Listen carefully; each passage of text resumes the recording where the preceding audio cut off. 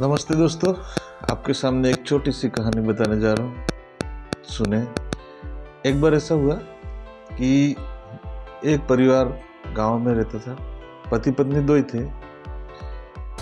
शाम का समय था और उसी समय एक मेहमान इनके घर पे आया।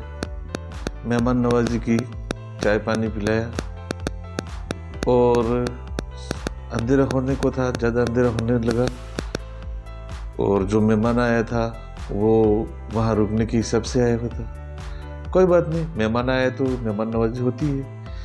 इतने में परिवार में उनकी जो पत्नी थी वो कहती है, ए जी सुनते हो, आटा तो खत्म है, 3 रोटी बने, इतना ही आटा है, अब कैसे करें, मेहमान भी आ गए। आसपास कोई गांव में मतलब कोई घर भी नहीं थे, वो अकेला जंगल में मकान था। इसकी पत्नी ने समझा था कि तीन रोटी बनेगी तो इससे अपने भोजन बना देंगे, रोटियां बन जाएगी और सो जाएंगे। लेकिन मेहमान आए, अब मेहमान को भूखे सुला नहीं सकते और आटा कहीं ला नहीं सकते। 3 ही रोटी बन सकती है और 3 ही मेंबर है। अब मेहमान को कैसे कहें कि 1 रोटी खाना, टेंशन। महिला के अब करना कैसे रहा। चलो, किसी को भूखा सोना पड़े, लेकिन मेहमान को खिलाना पड़ेगा।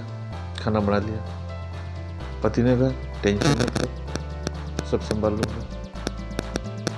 पत्नी ने रोटियां बना ली, 1-2 रोटी बनना शुरू कर दिया। लास्ट एक तीसरी रोटी थी।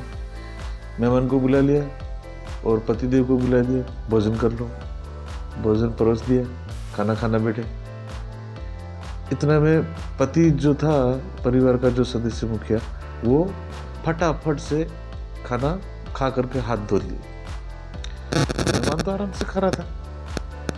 मेहमान रोटी खाते खाते, अरे भाई साहब 1 ही रोटी, इतनी जल्दी उठ गए, खाओ ना और खाओ।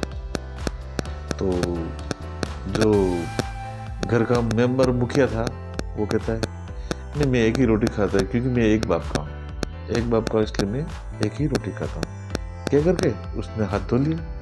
हाथ धो करके उठ खड़ा हुआ। अब रही बात मेहमान की